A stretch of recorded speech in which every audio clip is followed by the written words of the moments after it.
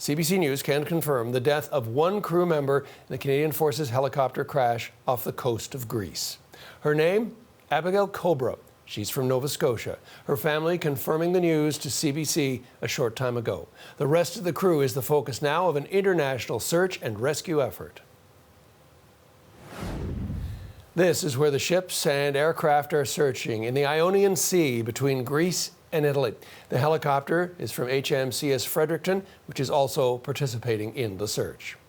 Brett Ruskin joins us with more on the story. He is at CFB Shearwater in Nova Scotia, the home port of the HMCS Fredericton. Brett, thanks for joining us. Let's start with that breaking news. What do we know about the victim of this helicopter crash? Oh, well, John, her name is Sub-Lieutenant Abbigail Cowbrough, and she's from Nova Scotia. She's here. She would have been part of the crew of HMCS Fredericton and aboard this helicopter when it went down. Again, NATO officials confirming that it has crashed. As for Canadian officials, they are still saying that they lost communication. They have since been able to reach out to all of the family members of the people aboard this helicopter. But I can tell you more about Sub-Lieutenant Cowbrough. She's posted lots on her Facebook page in the last little while, including most recently. She posted a video of her, what appears to be on the flight deck, on the big open space in the stern of HMCS Fredericton last week on Friday, playing the bagpipes, playing Amazing Grace for the victims of the Nova Scotia shooting. The other tragedy that has just gripped this province here for the last week and a half or so now, this province dealing with another tragedy unfolding with, again, one member of this helicopter, one person who was on this helicopter, now dead, another 5 people missing as the search and rescue efforts continue. So let's talk about that search itself, Brett. What do we know? Well, we know that there are lots of folks, lots of countries who are working to try to find any survivors from this crash. We have Italian officials, American officials, Canadian, obviously, with HMCS Fredericton trying to find any remnants of the helicopter that was deployed on that ship. We're also seeing that there have been sweeps over the air. We saw at least one Italian military aircraft that spent at least 5 hours in the air performing a grid search over top of an area where this helicopter was presumably last seen. So the search still underway overseas in that large body of water between Greece and Italy.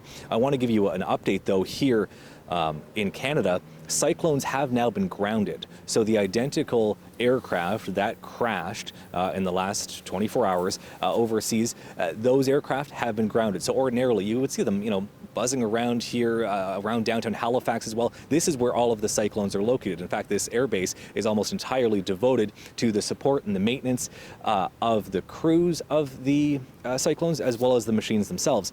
All of the machines are under an operational pause, the military says, for the time being, for the foreseeable future, as a precautionary measure, because we still don't know so much about this crash. We don't know anything about why it happened, specifically where it happened, or if there are any survivors. We do know, obviously, one person has died and 5 more remain missing. John.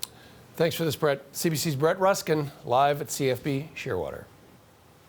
Let's bring in Murray Brewster, senior defense writer for CBC News. Murray, thanks for joining us. Let's talk about this particular NATO mission. What do we know about that? It's Operation Reassurance, and HMCS Fredericton is just one of several Canadian warships that have taken part in this mission on a rotating basis.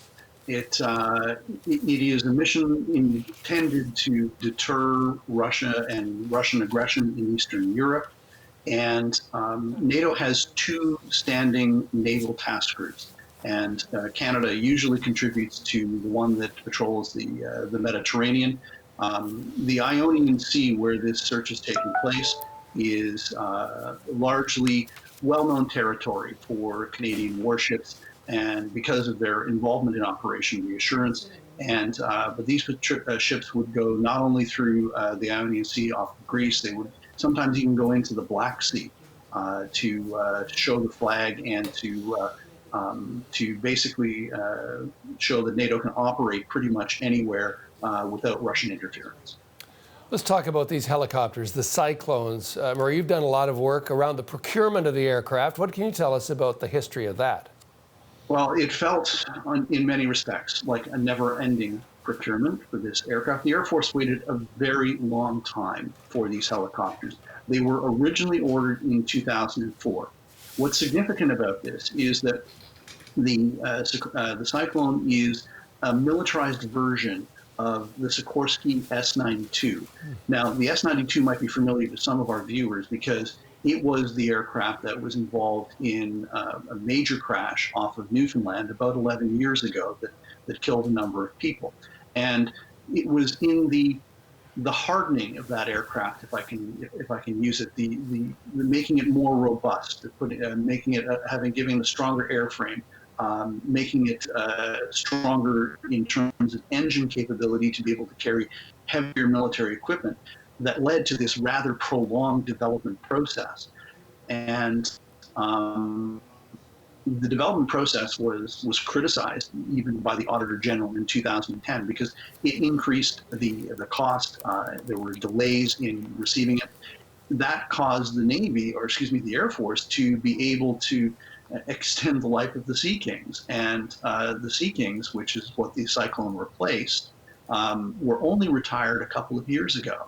And getting the Cyclone into service has been very difficult for the Air Force, and they're just getting it to the point right now where they're comfortable, they're lauding it, and now this event happens. The Prime Minister will be speaking today, as he has been for weeks now, at 11:15, primarily to update Canadians on the crisis around COVID-19. But I expect that will be this crash, the top of his agenda today, right, Murray? It's pretty much going to be what is going to be the focus of the Prime Minister's remarks. Most of the information that we have been getting about this crash has been coming from NATO, at least official confirmation that a search was underway, official confirmation that there is a crash. We've not heard very much from Canadian officials. A lot of that, I believe, is related to the fact that it is going to be the Prime Minister who makes the announcement. And if you remember in previous tragedies and incidents that were not related to the Afghan war, mind you, it was the Prime Minister who would make the announcement. I remember when HMCS Fredericton caught fire. Essentially, all of the information was halted before the Prime Minister made the announcement. So I'm pretty sure this is going to be the major focus of what he has to say today. A lot to come to grips with around this. Murray, thanks for helping us do it. CBC's Murray Brewster, live in Ottawa.